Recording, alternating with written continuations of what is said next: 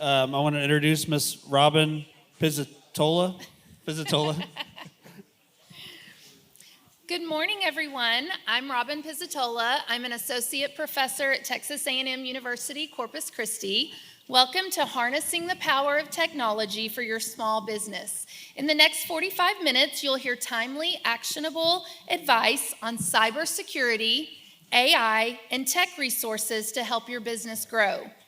We'll spend about 35 minutes in discussion, then save at least 10 minutes for your questions, so be sure and jot them down.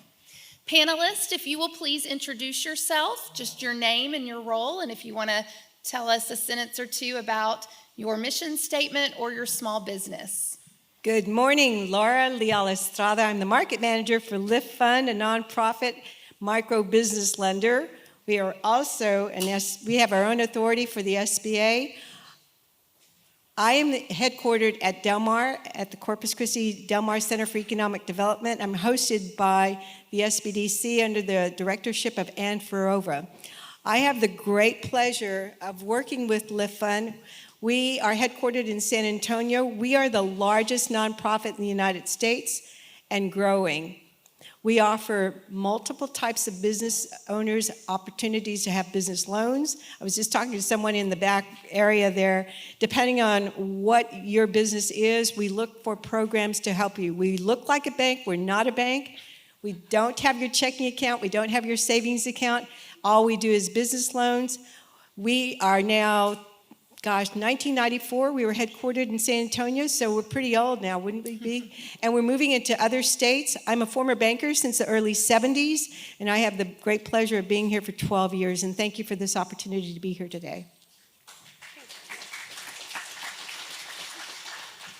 Good morning, everyone. My name is Darcy Shaw, and I'm the program manager for the Del Mar College Cyber Center. And our program is funded to offer no-cost, confidential advising in cybersecurity, cyber hygiene, planning, for example, planning for incident response in a cyber breach or incident. And we do that at the Del Mar College Center for Economic Development.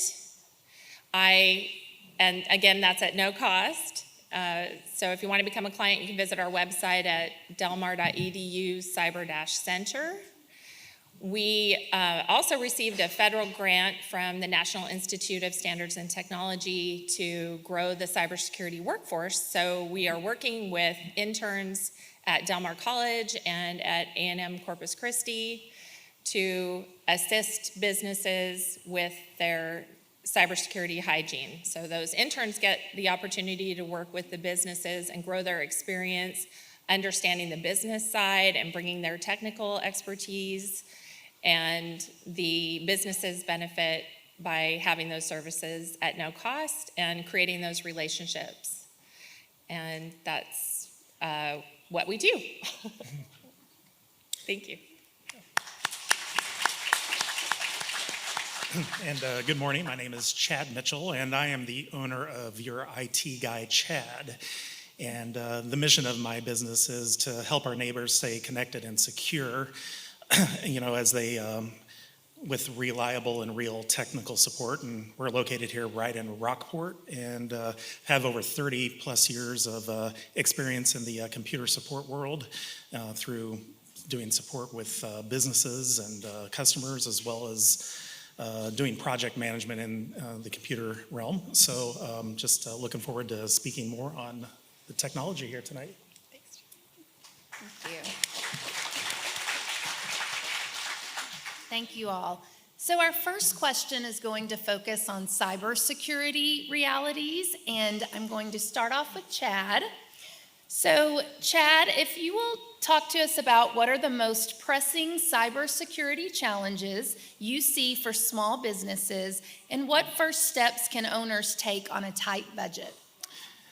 Well, cybersecurity is an interesting subject in regards to the fact that it kind of covers a large realm, whether it be large businesses, governments, and even small businesses. And one thing I want to iterate to you as a small business is never think of yourself as too small of a target to be impacted by cybersecurity, cyber criminals. In fact, small businesses are probably more easily targeted than your large businesses and government because you're may not be prepared for it.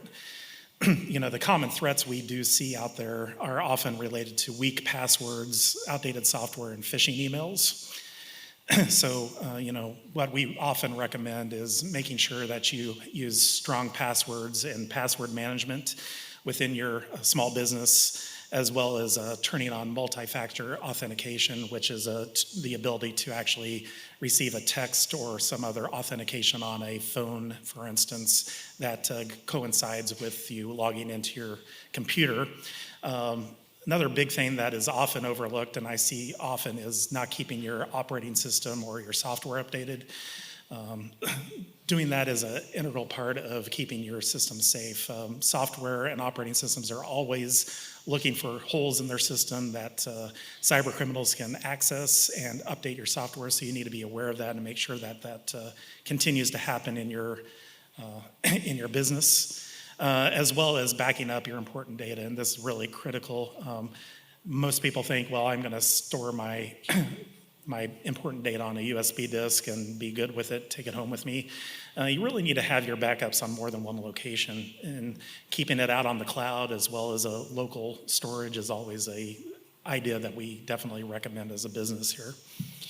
And lastly, train your staff on identifying phishing emails. And this is something that sometimes a business doesn't have, if you're not familiar with what a phishing email looks like or how to identify it, can be a tricky thing. If you're uncomfortable with that, I recommend going to an IT support company like myself to come and maybe provide a small little training session or discuss it with your employees so they can better understand what that looks like. Thank you, Chad. Darcy or Laura, do you have anything to add to that? I just want to accentuate what Chad is saying, that those are a lot of the key vulnerabilities, and a lot of times business owners don't have, like Chad said, you're doing your business, you are probably not a cybersecurity expert, but in this day and age, because of the threats that are out there, and it's not if, it's when you'll have an incident, it's really important to make sure that you have those things in place, because you are the largest target for those threat actors. And there are resources that are available to assist you with that. So you don't need to be the expert. You can have the assistance of services out there, because it's for all of our safety that we're needing you to be more secure as a business. I said we were the largest nonprofit in the United States, but I'm always on alert, and I'm always being contacted by fraudsters. One day, I was sitting in front of my client's location, and the security person at LiftFund in San Antonio called me, says, "I need for you to hurry up and open your laptop." And I said, "I'm in my car." It says, "Open it up, power it up for me. Somebody's trying to hack your computer." And that's because we have multi-authentication portals going on. I had to turn on my phone and get several ways to turn it on because we have multi-factor authentications going on. Then powered up for my personal hotspot because there was somebody trying to hack into my computer while I'm sitting at a client site, not knowing what's going on. So everything that we're talking about is impacting large businesses. We're 75 people. But we're the largest nonprofit, and we are always engaged in fraudsters trying to figure out a way to get into our computers because we don't know how that network is being accessed.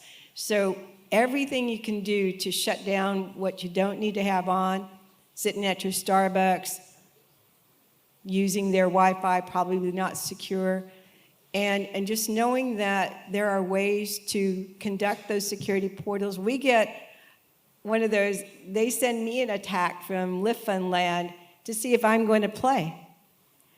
And sure enough, I got this, it was a skeleton, and I thought, I got caught. So we go through security training over and over because we carry a lot of financial information from our entrepreneurs. We're getting your tax returns, we're getting your bank statements, and we've got to figure out how to stop the fraudsters to attack their own employees. And most recently, and I want you to know this, LiftFund.com, www.liftfund.com, somebody is portraying LiftFundBanking.com. So now we got somebody portraying to be LiftFund. And we had to put that on our portal because people like you who are looking for access to funding or just learning about how can I better my business, you're going to go into somebody's portal and now they're asking some information that's very important.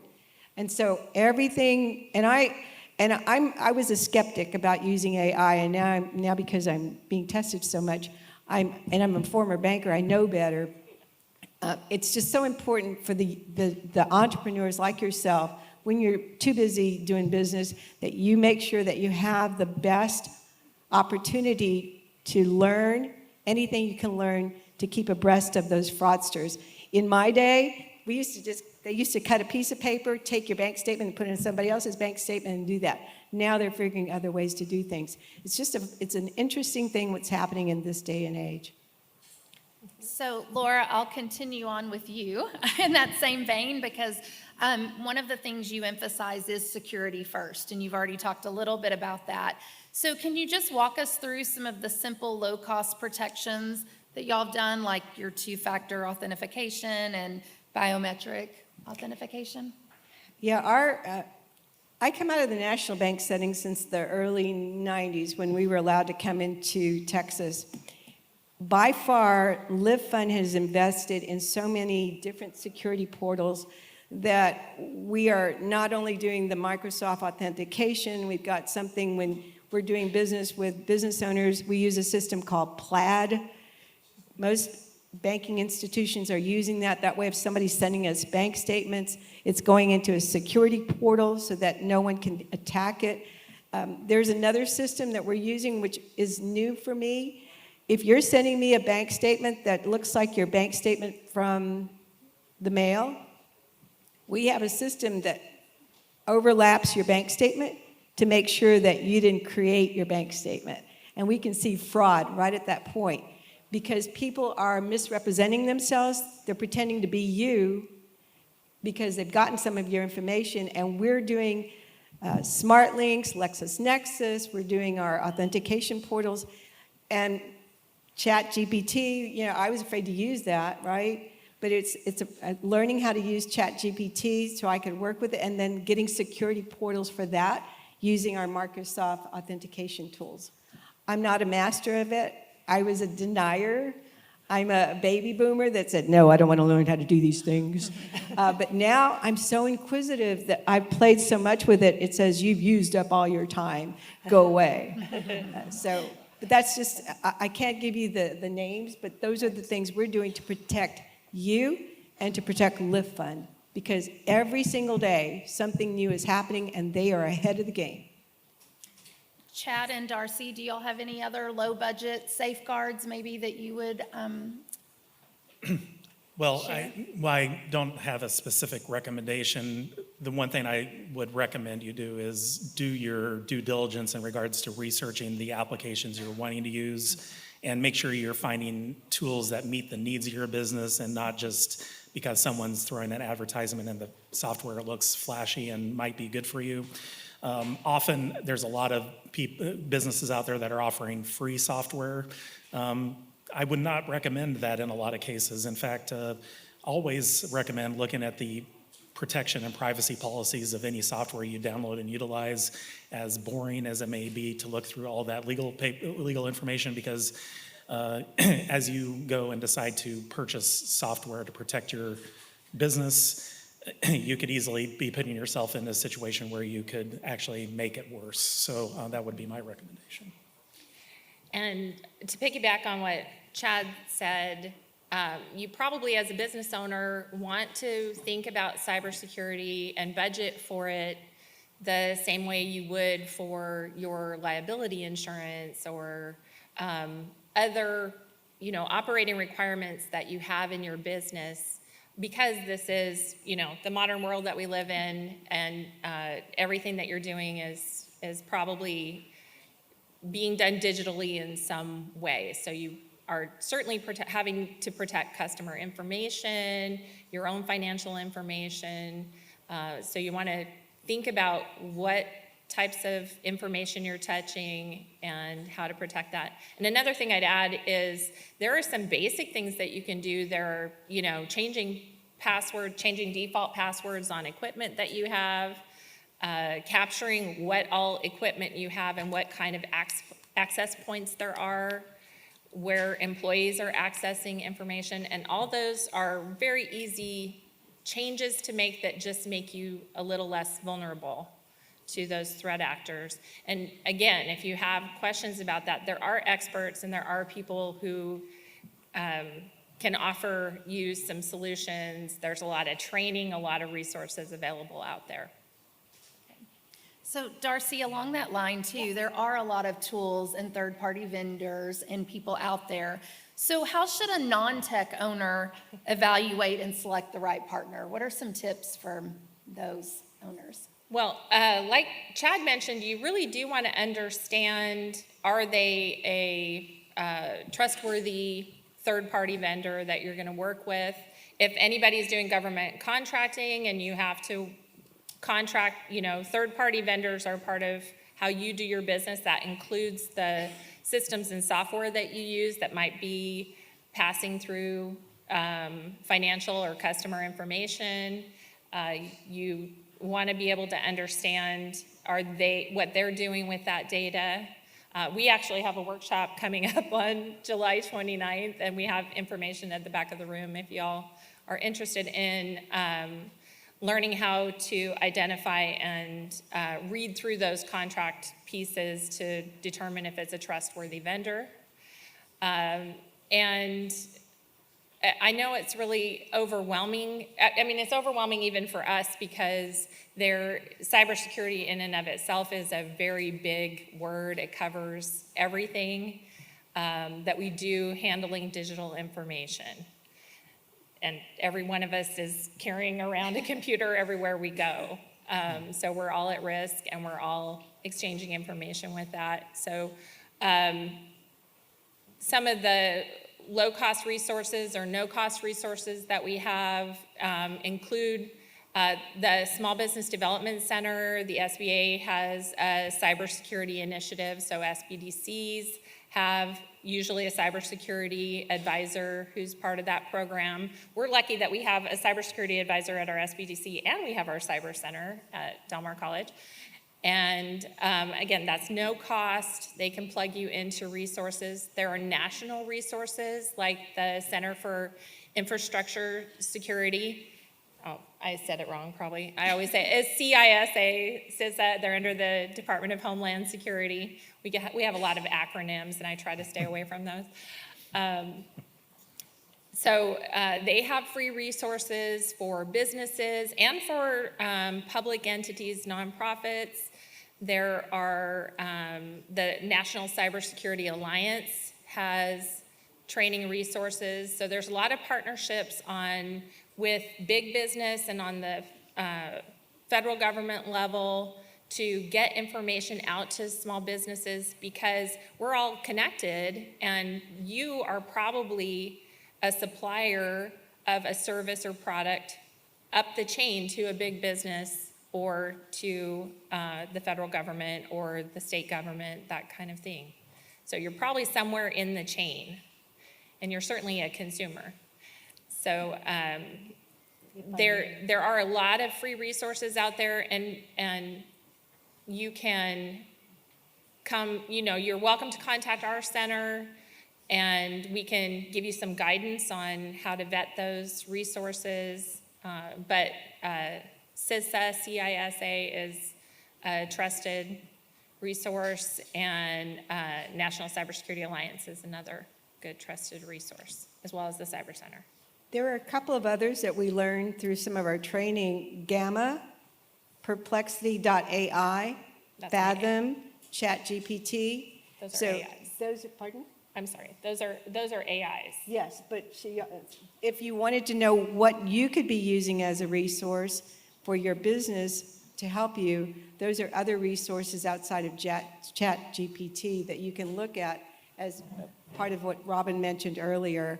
And those are resources to help you with your business as you're learning what's out there and learning not just the security portion of what's available to you, but what other sources are out there so that you can help with your business and learn more about how to be introduced into that world. Yes, we have, the SBDC has a lot of trainings on using AI, so that's another resource. Again, there's a lot of low cost, no cost trainings, events like this one where you get a chance to be exposed to what's available to you, because you as a business owner, one, you're not going to know everything. None of us is an expert in everything, but you do need to ask the questions. It's important for you to have what you need in order to make the decisions for your business. And that's why all these resources are here to help support you in that effort. Chad, do you have any other red flags or questions that are must ask to be able to vet resources? I would say maybe a red flag, and it's something to consider as you're looking at software solutions, and kind of go over this a little bit more again, is, make sure that the tool you're using is focused on what you're wanting to use it for. As I said, read the little fine print there and say, okay, this application I'm using is for, one part of my business, but it's asking me for all my email contacts and all my inbox information. Well, if what your tool is intended for doesn't include that, you probably don't want to use it. So just be thoughtful, as mentioned before, in regards to what the applications are trying to do, and just keep yourself protected in that way. So we're going to switch gears a little bit, and now we're going to talk more about implementing AI responsibility, since we know that's an important part of our tech world now. So Chad, I'll just start with you again. We know AI can boost efficiency, but privacy and ethics loom large. What guidance can you offer for rolling out AI without losing customer trust? Well, thanks for your question there. It's really an important subject, and one I'm sure that everyone is always thinking about nowadays in their business, just because of how large it's looming out there in our world nowadays. AI is a very helpful tool. Between helping you write emails or helping you in writing contracts, there's just a wide breadth of things that it can do. It helps me create PowerPoint presentations nowadays. It's pretty amazing. But that being said, you as a small business need to be really smart with your information. And what I mean by that is, remember that whatever you input into AI tool is being collected and utilized to share amongst everyone else who uses that tool to increase its knowledge to be able to make it a better tool. So if you're utilizing something that's public, such as ChatGPT, for instance, you need to remember that if you put in customer data that may be private, everyone else is going to have the potential of knowing about that. If you have information about your financials in your business you don't want anyone to know about, and you put it in there, the world may know about it at that point in time. So you just need to be thoughtful. Once again, read the fine print, see if the AI tool has some privacy availability to it. There's some private AI tools out there that allows you to have internalized AI options within your company that doesn't necessarily put it out there in the world to see, but you can actually pull information from outside in. So make sure you just are careful with your data. And in regards to the customer trust, not only are you building customer trust by remembering the privacy aspect, but also be open and honest about the fact that you're utilizing AI in your business. If you're using chatbots, or if you're actually using some kind of automated email tool that generates an automated email message through AI, it's important for you to let your customers know that. Most customers are aware that that's happening out there, but for them to think that you're the one who's writing it when you're not, it walks a line where they may feel lack of trust in your business. So I would take that in mind as you start utilizing AI more. Thank you. Laura, how is AI shaping lending decisions at LiftFund, and what should owners know? because we are bringing in lots of information, lots of financial information, lots of personal information, we are using certain systems that are identifying, and I've got a checklist for you out there on my table, but it's AI-powered identity verification. And what we're doing is we're looking at different ways to see what kind of documents are you scanning. Let's look at that driver's license. Now we want to see the back of that driver's license, and we're scanning that driver's license for your ID. I service 15 counties. I also service the state of Louisiana, Missouri, and Mississippi. So if I'm not doing a virtual call, I really don't know who I'm dealing with. And so when we start asking for documentation, we've had to implement ways to figure out, is this really a real person? We're looking at your behavioral biometrics, big word for me, or tracks how you are using your information. How are you using your mouse? And how are you swiping through your screens? That's a lot of information. It's detecting if we have a bot. We do virtual seminars every Friday, just talking about credit. And we had a bot come into our channel, and it was caught. Somebody was trying to get into our system when we have clients in there. So now we're checking our virtual seminars to see who's coming in. I never thought that somebody would try to get into my virtual seminar on credit who's not a real person, right? And then we're looking at anomalies, your pattern detection, flags that are unusual, account activity that doesn't look usual, large withdrawals, irregular login times, instant alerts, continuous authentication is going on all day long. I was reading where sometimes we used to tease when we'd get loan applications, it was coming in at midnight, we figured somebody was having their wine and said, we really need money. Well, if something's coming in at 2 o'clock in the morning, and you don't usually use your system at 2 o'clock in the morning, we're suspect with you now. Because that was the joke, we'll see what they're gonna say. And then we're looking at other forensics. We're scanning uploaded tax returns. We're scanning pay stubs. I want to see your statement of earnings. I want to make sure you're gainfully employed. Show me 2 of them. Falsification. People are losing their jobs every day, and let's apply for a loan because we know we don't have a secondary source of income, but let's falsify our pay stubs. We're looking at that. And then geological intelligence. Ooh. Detects login attempts from untrusted countries. I told you, I was being tapped into is from Russia. Multiple times. And I thought, why would Russia want to talk to little people like me? It's an invisible screening. We're looking at cross-database pattern matching.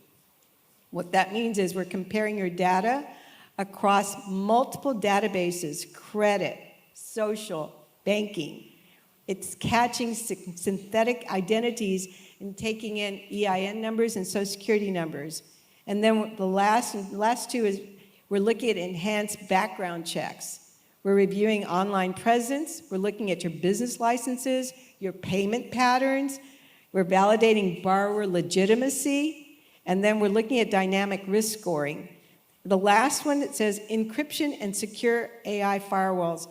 We're using the AI to optimize how data is being encrypted, stored, and accessed. And it prevents data leaks and protects our borrower information from internal and external breaches. That's a lot of stuff. And it seems like, I can't believe that our 3-person department is doing this. And that's because we're in 15 states and growing into multiple states.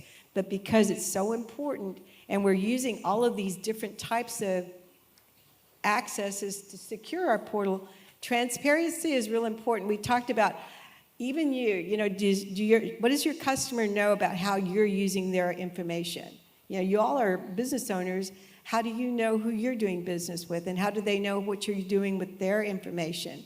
Are you legitimately using their business information or personal information to conduct business, or are you creating some other fraudulent activity on the side? And we're very transparent about what we do because it's important. We're here to service the entrepreneurs. We're here to help empower you, but we're also here empowering you with information. And part of my job when I'm talking to clients is, here's how we look at you, here's what I'm going to be looking at, here's what I want from you. How do you feel about that? And if they kind of cringe, I just think, then I start to cringe, right? But it's important that you know how we do business, because you want to do business with a trusted company, just like people want to do business with a trusted individual who's going to offer you a different type of service. That's a long list, but I have it back there in the back, and then I have a checklist for you guys as well. I cheated. I got real inquisitive of what I could do with AI, and I thought this was kind of cool. So I thought I'd bring that information for you in the back. Great. Thank you. And I think, Laura, you and Chad touched on a very important part about transparency and honesty about your use of AI. I know as a professor, that's a big thing with our students, and even as a professor, and how we use AI in our classrooms. So, Darcy, do you have any other recommendations for small business owners with policies or procedures that maybe will help them? Certainly, and again, it depends on your business and your industry and maybe what requirements you have or what works best for your company. And we have some sample policies, and there are examples of policies you can have out there. I would say to build a culture of cybersecurity in your company, making sure that your employees understand that that's something that's important to you and that you'll follow up on is really key.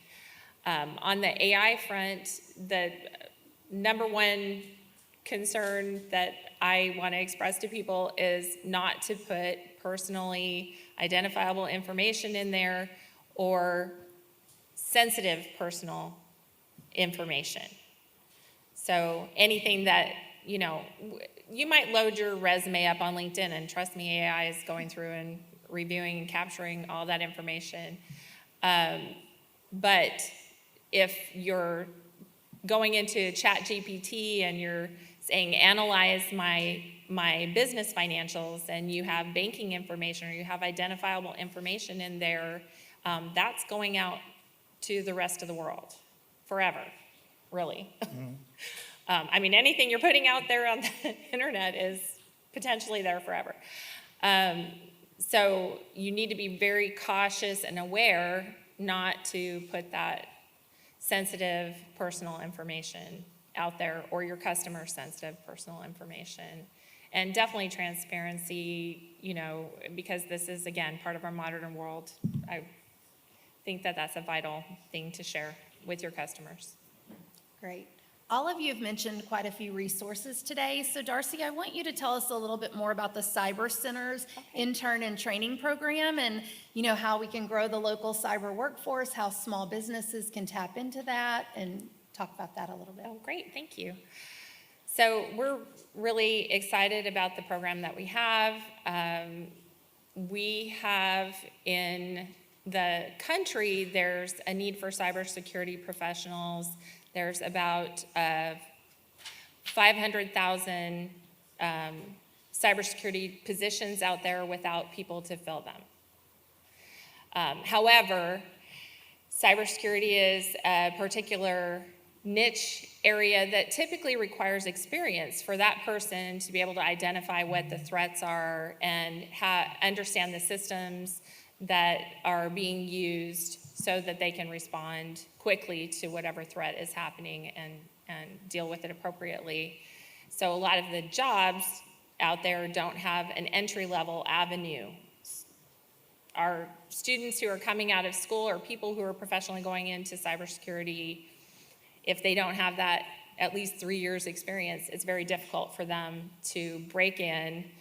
They may get hired, they have not the experience they expect or not the job they expect, and they bounce around. So it's an issue throughout the country, and it's something that a lot of people smarter than me are working on. But what we're trying to do at our level is get the interns that we have with that cybersecurity expertise opportunities to work with small business owners who often don't have the resources to hire their own cybersecurity professionals. So it gives the interns a chance to get experience and learn from business owners, learn the business side, and it gives business owners the chance to access that technical expertise that they may not easily access or access at no cost or low cost. And then another program that we have, an adjacent program we have, is a small business internship program for businesses that are in Nueces County, where those businesses can hire an intern, and as long as they're paying minimum wage $7.25 an hour up to the 19 hours of the internship per week, the city of Corpus Christi is putting in an additional $7.25 an hour. And Texas A&M Corpus Christi also has that program available. So that's for, I think, employers with 49 or fewer employees. So you can have somebody come work directly in your business in various areas. And then we're also trying to upskill. If you have someone on staff, say your office manager, your, in smaller or mid-sized businesses, you typically have someone on staff who's managing a lot of the different pieces of the business. Or you have someone on staff who's interested in going into cybersecurity. We're creating pathways and education and certifications to allow those people to get that education, and then they are already working in your company and they can bring that knowledge into your company. And there are, Texas Workforce has some resources to cover the cost of that tuition depending on the size of the business and the role that that person is in. So there are a lot of resources for businesses out there, and we really want to make sure that y'all are accessing that. And so if this is an area of concern for you, which I hope it is, this is something that we can help you access some of those additional resources. Great, thank you. So we'd like to open it up to some audience questions for a few minutes here at the end. Brian will run over with the mic. I need my exercise. Hi, Dr. Teresa Eves. I'm a colleague of yours at TAMU Corpus Christi, so nice to meet you. I want to say that I've worked with Darcy's office now for the past several months and achieved my CMMC Level 1 certification recently, and so I'm one of her success stories. I will tell you, we bought a device to become compliant that had malware installed on it. Thank goodness my husband works for Cisco Systems, the internet company, and he caught it. And we were able to clean it and then use it to get our certification. But you really have to be careful. So anyway, maybe more of a statement than a question, but just to say, please be on the lookout of the equipment that you buy to become compliant as well, because it can have malware installed. Great point, thank you. Thanks, Tracy. Another question? The opposite side. Hi, I'm Dennis Wade from South Texas News. How effective are third-party programs like PCMatic and things like that in protecting your system from intrusion? We're all looking at Chad. Yeah, go for it, Chad. Chad? Well, and I'm sorry, I didn't catch the name of the software you were talking about? PC Bank? Oh, I'm not familiar with that. I mean, I'll talk about antivirus, malware in general, VPNs and whatnot. I would say as long as you're going with a reputable business that has been out there for years and is continuing to be out there and is actually a U.S. company. So if you all remember, there was Kaspersky out there a while ago, and ultimately they're a Russian company, and they actually are now banned in the U.S. as a malware and antivirus company. I would say you're probably okay. Norton Antivirus is one that I often recommend in regards to protecting your system. It has great antivirus as well as anti-malware detection and even password management. And as long as you're going with a big name for protection services, I would say you're probably okay. Okay, thank you. One more question from the audience. So my name is Sheldon Smith. I'm from Sandbank Group Incorporated. I just retired from DHS headquarters, so CISA is the cybersecurity cybersecurity infrastructure Security agency. Yeah, see? Cybersecurity infrastructure security agency. Yeah. So it's always been a mouthful. But the other question and comment is on the AI, right? So I know we were talking about GPT. I use primarily Google Gemini, and so my Gemini is set up to where the information, it might be collected by Google for quality assurance purposes, but it's not shared outside. It's not shared with the public. And so if you're going to use that AI, I recommend having a situation like that. You have to pay for the premium service, of course, but it does that. And it can also use files on your computer to help inform some of the responses. It's really great. I use it for like doing market analyses and things like that. It's a super tool. It's got that deep research capability. It goes through in just a few minutes what it would take you days to go through. So I highly recommend it. Building your business plans, doing your financial outlooks and stuff like that. It's a really great tool. Thank you. So we will have time at the end if you want to. Our panelists will step to the side and you can feel free to come up and ask more questions of them then. But to end our time together, I do want to give our panelists a chance to give you just one maybe tech tip to act on this week or something to leave our small business owners with as we end the panel today. Be cautious, stay aware. I was taught just the other day, when you're making a purchase at a local accessory store, your card, someone can be standing behind you. If you're using your debit card, credit card, face it downward. We no longer have the embedded numbers on the front of the card. They're in the back. Keep your card face down. Somebody can be snapshotting that picture. And then somebody may have left a little element that they used to leave at the gas stations. Now they're leaving it at the merchant site. They'll leave it there for a few minutes, and then they come back, take it back, and now they've captured our information. So be aware, keep learning, participate in programs that will give you more information, and stay excited about what's available to you so that you can enhance your security portals at home, at your business, and around your surroundings. Thank you, Laura. Darcy?